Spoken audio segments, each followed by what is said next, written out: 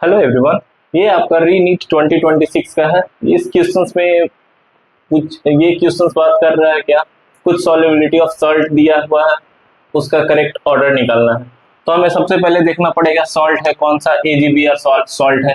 AgBr salt को हम अगर जो तोड़ेंगे तो क्या बनेगा, Ag plus plus Br minus, that means इसका सॉल्युबिलिटी S, इसका भी solubility S, that means KSP is equal to S का स्क्वायर। एंड KSP का वैल्यू दिया हुआ 5.0 इंटू 10⁻⁻13, दैट इज S का स्क्वायर। ये S is equal to 50 into 10⁻⁻14। क्यों? क्योंकि 14 इसके वजह से 0.0 की वजह से बढ़ाने की वजह से 50 लिए हैं, तो 7.07 इंटू 10⁻⁻7। अब इसका सॉल्युबिलिटी ऑफ निकला AgBr का। अब निकालना होगा हमें ZnOH का। ZnOH का निकालेंगे तो क्या बनेगा, टूटेगा, ये टूट कर बनेगा Zn2 plus 2OH minus, that means इसका सॉल्युबिलिटी S, इसका भी solubility product S, that means KSP is equal to S into 2S का होल स्क्वायर। क्योंकि 2 मोल है तो ये क्या बन जाएगा आपका 2S यानी 4S का क्यूब, 2 2 4, हाँ 2 2 4 x का 4S का क्यूब। अब हमें किसका निकालना है, AgT। इसका सॉल्युबिलिटी प्रोडक्ट क्या दिया हुआ 1.0 इंटू 10⁻⁻15, दैट मीन्स आप इसे निकालोगे तो क्या होगा, S is equal to 1.0 into 10⁻⁻14, that means 4 क्या 1/3 का क्यूब। 1/3 का क्यूब निकालेंगे तो इसका वैल्यू आएगा क्या 2.25, 2 से 10 गया 2.5, 4 दूनी 8, 2.5 इंटू 10⁻⁻15 का होल क्यूब। जब होल क्यूब इसको सॉल्व करेंगे तो क्या होगा, इसका वैल्यू आ जाएगा क्या 6.4, सॉरी ये 16 होगा, 10⁻16। इसको सॉल्व करेंगे तो क्या आ जाएगा 16 इज इक्वल टू 2.5 इंटू करेंगे तो क्या आएगा 250 इंटू 10⁻⁻18, दैट मीन्स 1/3। ये कटेगा तो क्या आ जाएगा 2.5। इसका मतलब क्या आ जाएगा, ZnOH का वैल्यू क्या आएगा, ZnOH 6 से 18 इंटू 10⁻⁻6, 250 का वैल्यू कितना है 6.3। अब हमें देखना पड़ेगा Ag2Cl2 का, Ag2Cl2 के लिए करेंगे तो क्या बनेगा Ag2 plus and 2Cl minus, that means इसका भी वैल्यू क्या आएगा S and 2S। Solubility product KSP निकालेंगे तो क्या आएगा, KSP is equal to 4S का क्यूब। 4S का क्यूब KSP का वैल्यू क्या है 1.3 इंटू 10⁻⁻18, दैट मीन्स 4S का क्यूब। जब इसे सॉल्व करेंगे S is equal to 1.3 into 10⁻⁻18 upon 4। इसे सॉल्व करोगे तो क्या आएगा 4 × 12, 0.325, सॉरी 1/3 है, 1/3 का क्यूब होगा 0.325 इंटू 10⁻⁻18, दैट मीन्स इसका सॉल्यूशंस करेंगे तो क्या आएगा 6.9 इंटू 10⁻⁻6। ये हुआ क्या आपका, ये हुआ आपका वैल्यू 6.96 एंड 6.3 7.07। अब इसे करेक्ट ऑर्डर में आप करोगे रिप्रेजेंट तो AgBr का वैल्यू कितना है, AgBr का वैल्यू है आपका 7.07 इंटू 10⁻⁻7। ZnOH का वैल्यू है, ZnOH होल 2 का वैल्यू है आपका, ZnOH होल 2 का वैल्यू है आपका 6.3 इंटू 10⁻⁻6। Ag2Cl2 का वैल्यू है आपका 6.9 इंटू 10⁻⁻6, दैट मीन्स आप इसे देखोगे करेक्ट ऑर्डर में तो सबसे ज्यादा वैल्यू किसका है 10⁻6 का वैल्यू है 6.3, तो ये आपका आंसर होगा। ये हुआ आपका क्या स्प्रिंगली सॉल्युबल साल्ट का करेक्ट ऑर्डर था। अब आगे देखते हैं नेक्स्ट क्वेश्चंस को। 2026 का है, कुछ इसमें इस क्वेश्चंस में बोल रहा है क्या, one of the product form in the following reaction is, reacted दिया हुआ है, प्रोडक्ट निकालना है। तो पहले देखते हैं क्या ये क्या आपको दिख रहा है RMGX, मतलब ये आपका क्या हो गया, सॉरी, ये क्या हो गया आपका RMGX का केस है। RMGX मतलब ये क्या हो गया आपका ग्रिग्नार रिएजेंट। ये क्या हो गया आपका ग्रिग्नार रिएजेंट, जो होता है स्ट्रॉन्ग बेस होता है। और ये कहाँ पे रिएक्टेंट कर रहा है, साइक्लोहेक्सेन पे, साइक्लोहेक्सेन पे। RMGX ये स्ट्रॉन्ग बेस होने की वजह से क्या हो गया। अब देखते हैं इसका रिएक्टेंट नंबर 2 बी का। रिएक्टेंट नंबर बी क्या है, NH2 है। NH2 खुद एक स्ट्रॉन्ग एसिड की तरह बिहेव करेगा। क्यों, क्योंकि नाइट्रोजन के पास इलेक्ट्रोनेगेटिविटी ज्यादा होने की वजह से ये हाइड्रोजन एक लूज करेगा और इसे हटा देगा। तो क्या बना देगा, साइक्लोहेक्सेन मैग्नीशियम ब्रोमाइड और साइक्लोहेक्सेन अमाइन। ये क्या हुआ, साइक्लोहेक्सेन अमाइन, ये रिएक्ट करके क्या बना देगा, साइक्लोहेक्सेन। क्योंकि ये प्रोटॉन यहाँ से टूटेगा, ये टूटेगा तो प्रोटॉन टूट के क्या बन, एक प्रोटॉन का लूज करेगा, तो ये आपका बना देगा क्या, cyclohexane C6H12 plus magnesium bromide अलग से बन जाएगा C6H11 plus MgBr minus plus NH minus. That means ये क्या हो गया, C6H12, ये आपका स्ट्रक्चर हो गया C6H12। ये हुआ आपका एसिड बेस, ये आपका था एसिड बेस रिएक्शन, ग्रिग्नार रिएजेंट और प्लस ग्रिग्नार रिएजेंट एंड अमाइन के वजह से ये आपका क्या बन गया था, एसिड बेस रिएक्शन था। Acid base reaction, acid base reaction में क्या होगा, आपका एक प्रोटॉन डोनेशन होगा, इसकी वजह से क्या बन जाएगा आपका cyclohexane plus magnesium, cyclohexane magnesium bromide. ये हुआ आपका आंसर साइक्लोहेक्सेन। अब देखते हैं आगे नेक्स्ट क्वेश्चंस को। 2026 का क्वेश्चंस है। इस क्वेश्चंस में बात कर रहा है रिएक्शंस दिया हुआ है, रिएक्शन का सीक्वेंस दिया हुआ है, मतलब हमें product Q and P and Q निकालना है। उसके साथ क्या बोल रहा है, चूज द करेक्ट ऑप्शंस, मतलब इस ऑप्शंस पे हमें चूज करना है। तो पहले देखना होगा क्या बेंजीन को रिएक्टर आ रहा है CH3COCl and AlCl3, that means ये क्या हो गया आपका फ्रीडल क्राफ्ट एसाइलेशंस, फ्रीडल क्राफ्ट एसाइलेशंस, ये रिएक्टेंट का नाम है फ्रीडल क्राफ्ट एसाइलेशंस। होने की वजह से क्या बन जाएगा, ये आपका एसीटोफेनॉन बन जाएगा, बेंजीन एसीटोफेनॉन बनाएगा COOCH3 प्लस HCl। उसके बाद क्या NaOCl के साथ रिएक्ट करेगा, ये हेलोफॉर्म रिएक्शंस बनाएगा। हेलोफॉर्म रिएक्शन की वजह से क्या बन जाएगा, ये आपका बेंजीन सोडियम बेंजोएट बन जाएगा, सोडियम बेंजोएट बनेगा, सोडियम COONa प्लस क्लोरोफॉर्म बनेगा CHCl3 एंड क्या बनेगा NaOH, सोडियम NaOH बनेगा। ये आपका क्या हुआ NaOH P प्रोडक्ट एंड ये Q प्रोडक्ट बने। अब हमें ऑप्शन चूज करना पड़ेगा, both P and Q are carbonyl compound. नहीं, ये गलत होगा। क्यों, क्योंकि ये कार्बोनिल कंपाउंड के लिए क्या होगा, C डबल बॉन्ड O का कॉन्सेप्ट होगा, तो इसकी वजह से ये ऑप्शन गलत होगा। If P is sodium salt of carboxylic acid, Q is primary alcohol.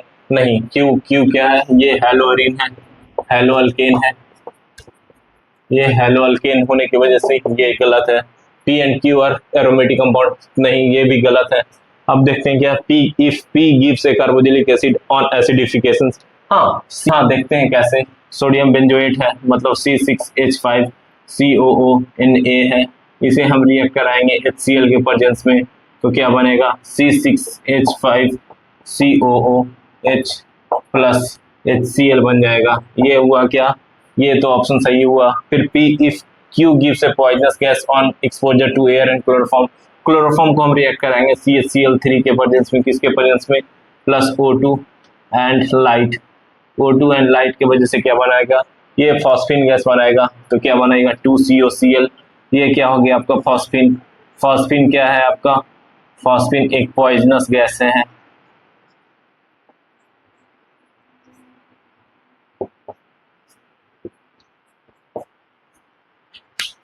Phosphine आपका पॉइजनस गैस है, तो ये ऑप्शन सही है, ये ऑप्शन आपका सही है, ये ऑप्शन आपका सही है। अब देखते हैं नेक्स्ट क्वेश्चंस को। ये क्वेश्चंस आपका रीनीट 2026 में क्वेश्चंस पूछा है। इस क्वेश्चन में बात कर रहा है क्या लिस्ट 1 और लिस्ट 2 में कुछ कंपाउंड दिया हुआ है, लिस्ट 2 का उसका ज्योमेट्री दिया हुआ है, तो हमें उसका पहले क्या निकालना पड़ेगा, इसको ज्योमेट्री निकालने के लिए हमें पहले निकालना पड़ेगा उसका हाइब्रिडाइजेशन। हाइब्रिडाइजेशन से निकालेंगे तब उसका हमें ज्योमेट्री मिलेगा। तो पहले देखते हैं PCl5 जो एक कंपाउंड है, PCl5 के लिए PCl5 में क्या होगा, बैलेंस इलेक्ट्रॉन फॉर फास्फोरस का valence electron 5, valence electron is equal to 5।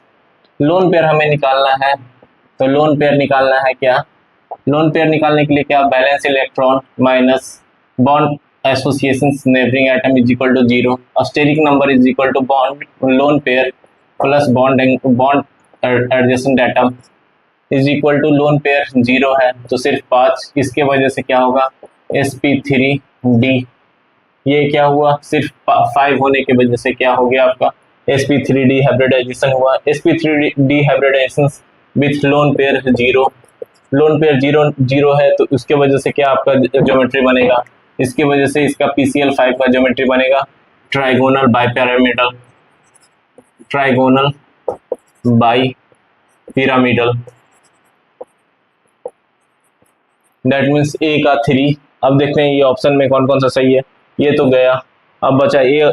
अब देखते हैं किसके लिए, Br5 के लिए हमें देखना पड़ेगा। तो Br5 के लिए देखते हैं क्या है, Br5 के लिए इसमें Br में valence electron for bromine is equal to 7, number of adjacent atom lone pair हमें निकालना पड़ेगा 7 minus 5 that means 2, 2 lone pair 2 electron, इसका मतलब 2 इलेक्ट्रॉन होने की वजह से क्या होगा, इसमें एक लोन पेयर होगा 1 लोन पेयर। अब इसमें क्या करना पड़ेगा, हमें स्टेरिक नंबर निकालना पड़ेगा, that means lone pair plus number of neighbouring atom 5 is equal to 6, that means sp3d2 with lone pair 1, इसके वजह से इसका स्ट्रक्चर होगा क्या स्क्वायर बाई पिरामिडल, इसकी वजह से क्या इसका स्ट्रक्चर होगा स्क्वायर बाई पिरामिडल, इसके वजह से इसका स्ट्रक्चर हो गया क्या स्क्वायर बाय पिरामिडल। तो बी का 4 ऑप्शन कौन सा है, ये बी का 2 ये सही है।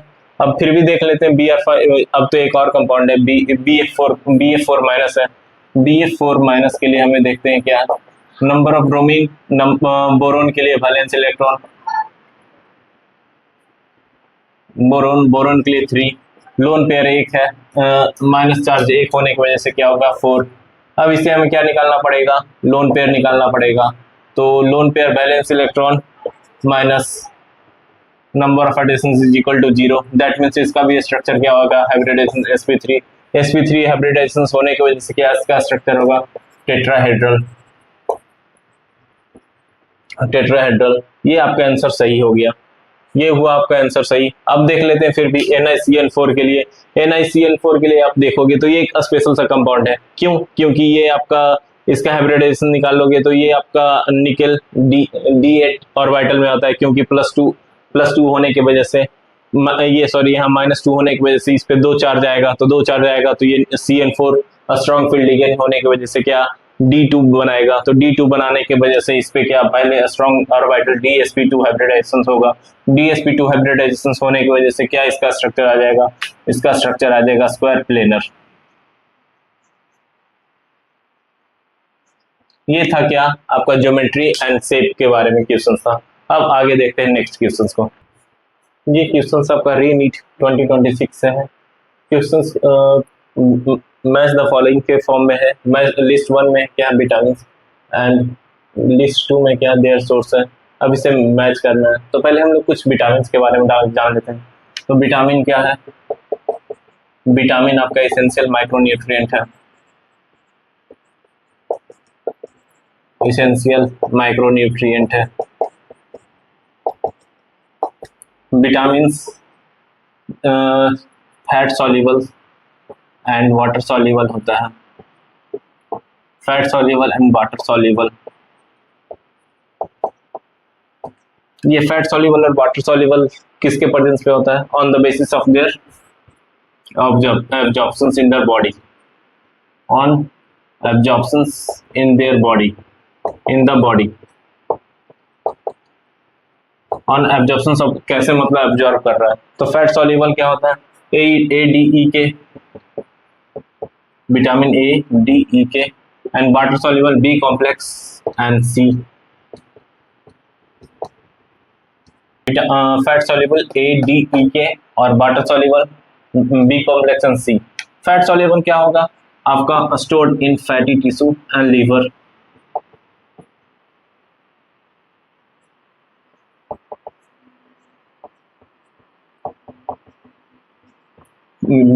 Fat soluble stored in fatty tissues and liver. और वाटर सॉल्युबल क्या होगा, ये आपका एक्सक्रीटेड और द बॉडी